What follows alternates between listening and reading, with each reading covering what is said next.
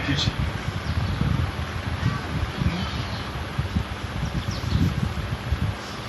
દેરાણી જેઠાણી આ પ્રતિજ્ઞા પોતાના પતિની લખનજીની સાંભળી ઉર્મિલા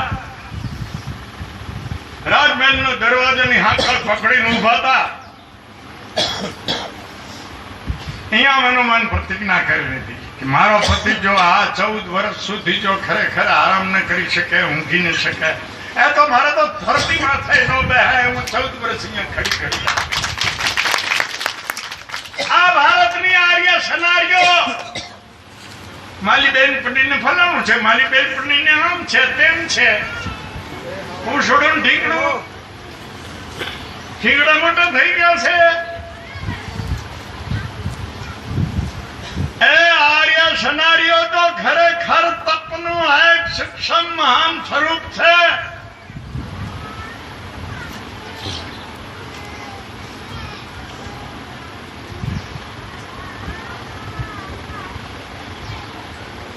ભારતની આર્ય સનારીઓ જો આ વિશ્વની જો માતાઓની બોધ નથી તો એનો ઈ જે ખરેખર ખૂટ્યું ત્યારે જ આ બધો હટલો આવું ગયો છે.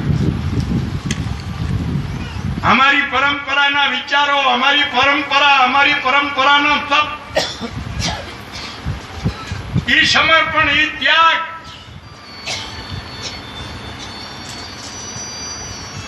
કેવી ભારતની સંસ્કૃતિ. અત્યારે હું કહીશ તો મેળે નહીં પડે તમારે.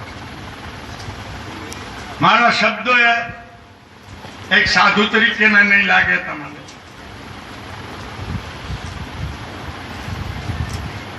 જો કે રામે એવું કઈ કર્યું નતો. રામને સીતાજી ઉપર અવિશ્વાસ નતો. બે ખરેખર જાણતા હતા. છતાં દેશની સંસ્કૃતિ ન બગડે ત્યારે અમારા પૂર્વજોનો એના માટે લઈને ત્યાગ જોવો, એની ફરજ જો. આપણી કઈક કુટુંબ પૂર્તિ તો થતી છે ને.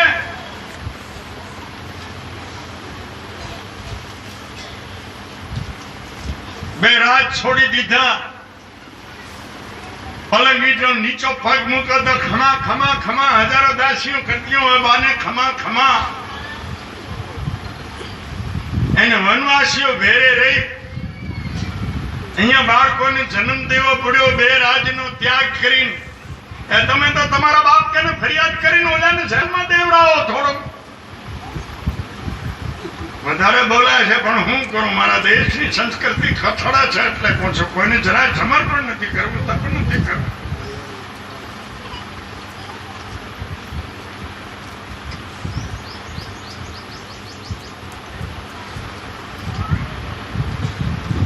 મહાન ધાર્મિકીઓ છે, ભગતીઓ છે. ઘરે જે બનાવ્યું એને સ્વીકારી કરી લેવું. નકા કોઈ ભક્તિ નથી, કોઈ ધર્મ નથી.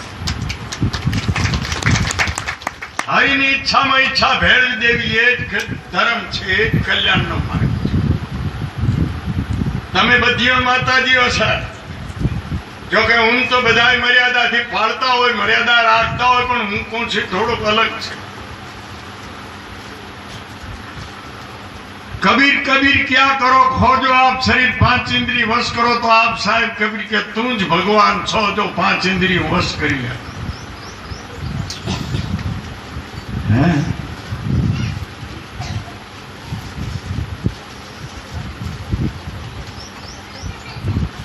ભગવાન જડી જશે, ક્યાંય જવાની જરૂર નથી. જે કચરા પડ્યા છે અનંત જન્મ ને એ જેમ પ્રલયની બાળી દે એમ બાળી દેશે પવિત્ર. પછી કાંઈ આડું નહીં આવે, બધા રસ્તા ખુલ્લા થઈ જાય છે. કોઈ એમ કે સંયમ નિયમ રાખવાથી જ્ઞાન ન થાય, થઈ જાય. કારણ કે મેં જ્યાં મન છે, જ્યાં અંતઃકરણ છે, ચોખ્ખા આઈના જેવું થઈ જાય. બધું જેમનું તેમ દેખાય છે.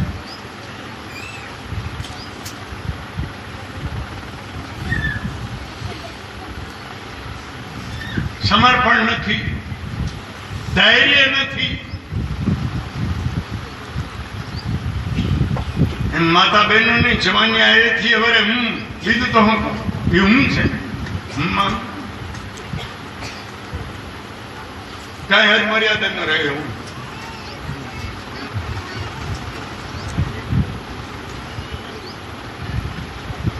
એક દેરાણી જેઠાણી માટે આવો ત્યાગ કરે તે હોય પોતાના પતિને દેરના જેઠના જેઠાણીની સેવામાં મળ્યા હારું મારા પતિ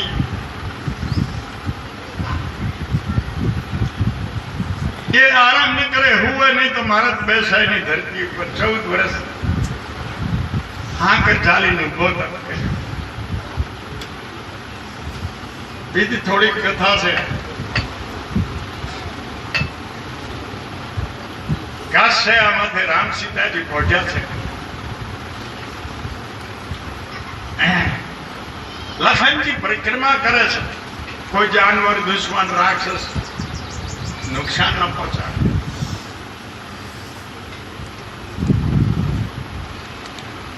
એક બાઈ માણસ દેખાણી પોતાના રસ્તામાં પ્રકારો કર્યો. બેન કોણ છો? માતા કોણ છો? એ નિંદ્રા દેવી હતી. લખનજી તમારું આ તપ, તમારું આ સમર્પણ, તમારું આડેગની લઈને હું પ્રસન્ન થઈ છું. તમને મારે આરામ આપવો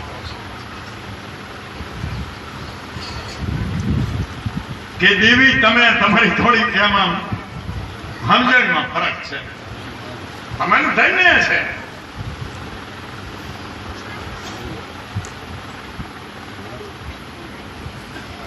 કે મારી સામે તો રામ સીતા છે, અહીંયા એની તકલીફ હોય. આ વિચાર કરી લો દેવી. જેની સામે રામ સીતા છે એને કઈ તકલીફ હોય? રામ હોય, રામની શક્તિ હોય, એને હું તકલીફ હોય છે. પણ કાંઈક તો મારું સમાધાન થવું જોઈએ કે હા જરૂર મારા પત્ની ઉર્મિલા અવધના રાજમહેલના દરવાજાની હાકર પકડીને ઉભા છે. તેમને કંઈક આરામ આપો એટલે મને એ રામ સીતા આ સંવાદ નિંદ્રા દેવીનો અને લખનજીનો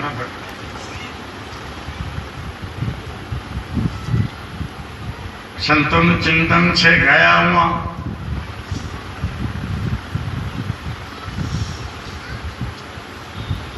કથાનો ઈશારો સમજવાની જરૂર છે. અહીં જ્ઞાનીઓ બેઠા એ તરત ન કરે. કથાની જો મહાનતા નથી, કથા જો કઈ આપી શકે ને એવો પાવર ન ભરી શકે તો એ કથામાં જે સમજાવવાનું છે એનો પાવર ન ભરાય તો એ કથાની શું કિંમત છે? આપને તો હું કહું આય કમ છું.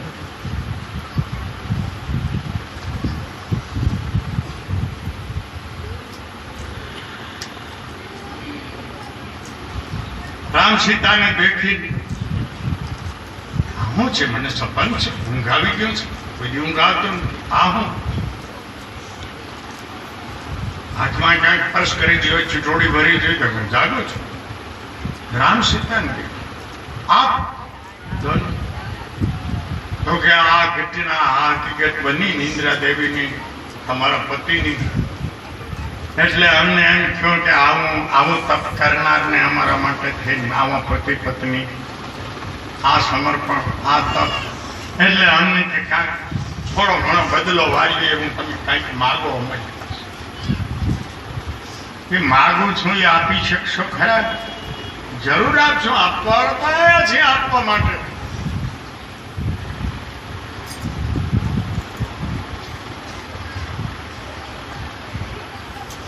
તો કે તમારો 14 વર્ષનો વનવાસ પૂરો થાય ને ત્યાં સુધી હું મારા પતિના ચિત્તમાં યાદ ના આવી છું જો આપવો હોય. આ અમારો દેશ, આ અમારી સંસ્કૃતિ, આ અમારો કુટુંબ પ્રેમ, આ અમારા દેશની દેરાણી જેઠાણીઓ ને આ અમારા દેશના ભાઈ ભાઈ.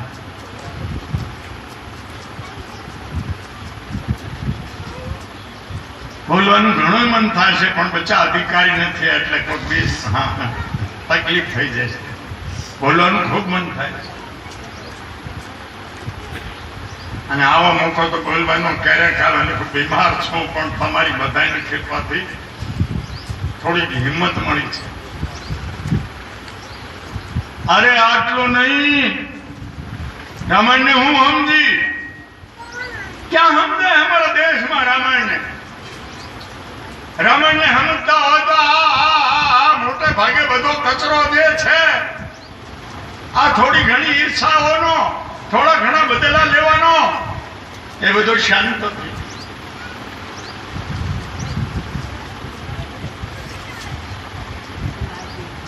રાવણની પાસે કેટલા ખરેખર જ્ઞાનીઓ યોદ્ધાઓને મૂક્યા છે રામજીએ રાવણની પાસે. રાવણ સમાધાન કરવા તૈયાર નથી, છતાં રામ એમ માને છે કે આ તો પ્રાબંધ અનુકૂળ બનવા કાર્ય બધું બન્યા કરે છે.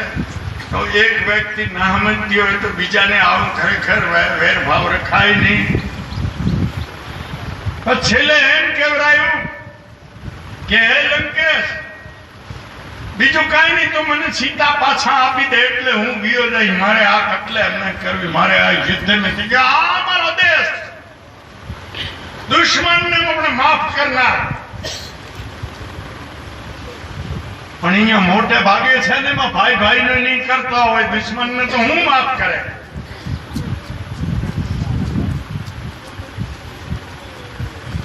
આવ ખોટું તો નહીં હોય મારું, હું આ સમાજમાં રહું છું એટલે આવ ખોટું તો નહીં હોય. ભાઈ ભાઈમાં કને બદલો લેવાનો કરે, નાતીલા કને બદલો લેવાનો કરે. ગરીબની ભૂલ થઈ ગયો હોય તો અરે એટલા સુધી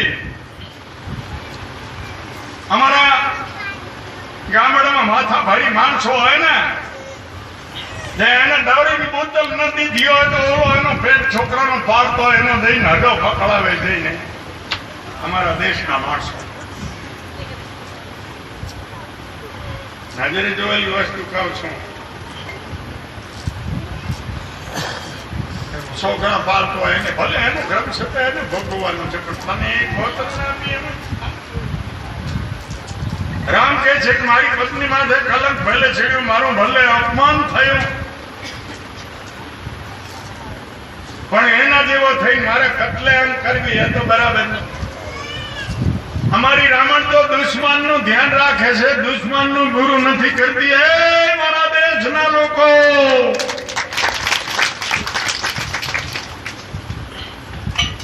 કથા સાંભળી છે રાવણ કોઈ દી? કોણે સાંભળ્યું છે?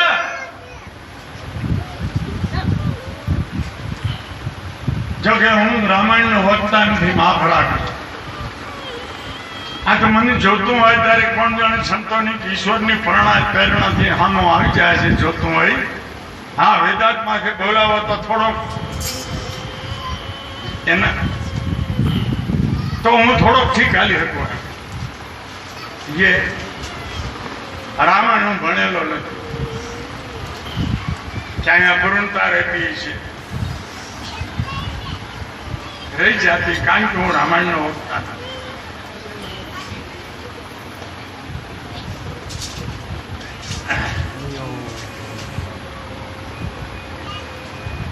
રામાયણ જો સાંભળી હોય તો આવી વૃત્તિ કેળવી જોઈએ. સિયારામ મય સબ જબ દાની કરું પ્રણામ જોડી, કિયા ઠકાણે રામાયણ આવી.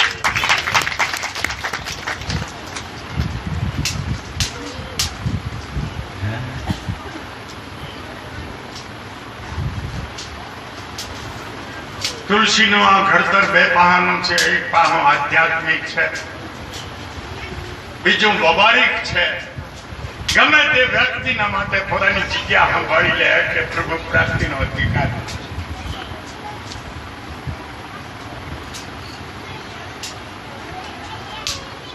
પછી અલગ અલગ ટીકાઓ વાળો હોય, ક્યાંક પોતાની રીતે એમાં ટીકા એની રીતે ટિપ્પણી કરી છે, પણ તુલસીનો એવો ધૈર્ય.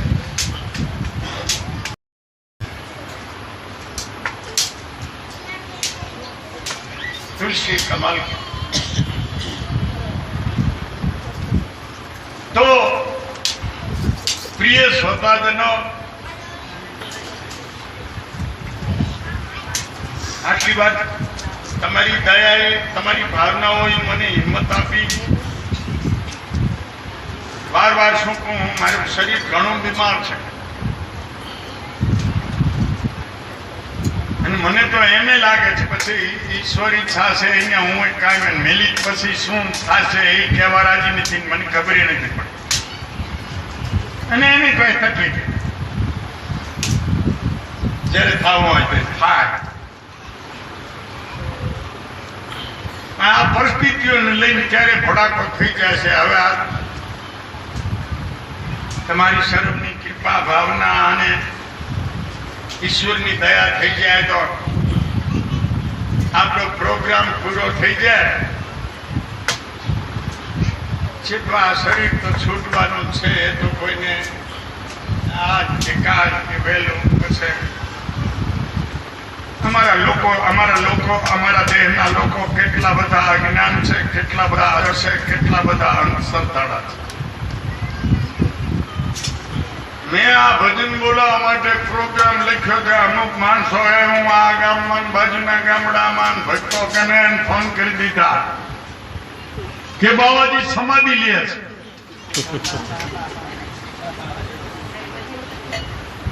સમાધિ કોને કહેવાય મને સમજાવો. તમે કોને સમાધિ કહો છો? આપ ઘટ ને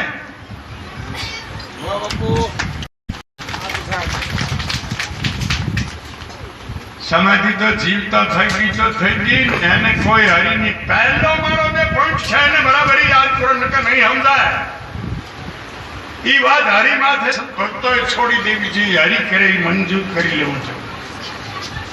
ઘરે તમે અહીંયા જીવ તો પીડાઈને આ બે સમાધિ બનાવ્યા, ધૂળ વારી દઈને ભૂખાઈને મરી જાય. સમાધિ છે પાખંડ છે.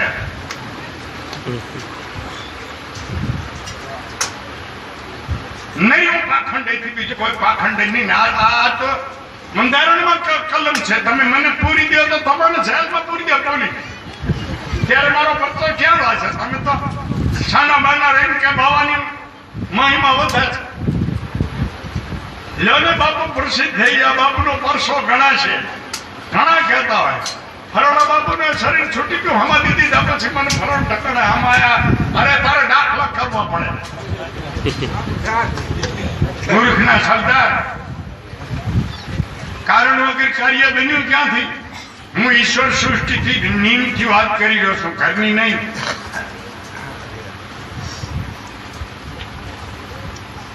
એ બધી વાદ્યના સાહિત્યની વાતો છે. અમારા ઋષિ મુનિઓના અવતારોના વિચાર નથી. આ તમારો હાસો એના મહાન તો રામના સમાધિ લે, કિશન લે, જગતગુરુ નો લે, પતંજલિની, પાણીની મુનિની, ફિગલ મુનિની, સ્વામી વિવેકાનંદ ની, રામકૃષ્ણ પરમહંસ ની, મહાત્મા ગાંધી ની, દયાનંદ સરસ્વતી ની, આ બધા નો લે. આ જીવતા નો પૂરા અથવા રોકાત નહીં. મારા ફલાણા ઠકણા ફલાણાથી મરી જવું છે. પહેલું તો અમારે જે પ્રભુ પ્રાપ્તિ થયા છે ભણતો જ નથી, તો તારે ફલાણેથી ભણનારો કોણ? આવી જો ને મગજમાં ઉતરશે. આ છે તેનું કામ નથી. આ છે આ તો સદગુરુ પૂરા હોય ભેટ્યા હોય તો જ આ વાતને સમજી શકે. નહીં મરનાર છે કોણ? તો તું મોત ભાંખી રહ્યો છો. કોનું મોત ભાંખે? ખોટે ખોટી તારી એમની ટંગડી હું શું બતાયા? આત્મા છે એવું તો અમર છે. આ દેહ છે પાંચ ભૂતોમાં મળી જવાના. કોણ મરે? હજી પૂછે નહીં. આટલા દી તમારા ટકા થયા તો મને હમાદી કરીને પૂછજો. આથી મૃતતા મને તો કોઈ મોટી ના લાગે. એ ચેતન સમાધિ છે. આમાં તમે ઘણા બોલો છો. આ ચેતન સમાધિ મને સમજાવો. જાગૃતિ સમાધિ છે શું? પણ આ ગામ મંદિરે મંદિરે રામની મેમની કિશનની સમાધિઓ છે. એ જાગૃતિઓ નહીં. અને બીજા અહીં જે કરો એ જાગતી. રામકિશન થી મોટા કોઈ નથી ને.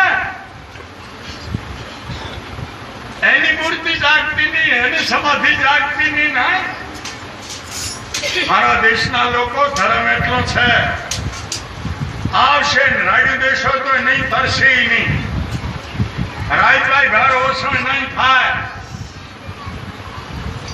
એ જ મહાનતા છે.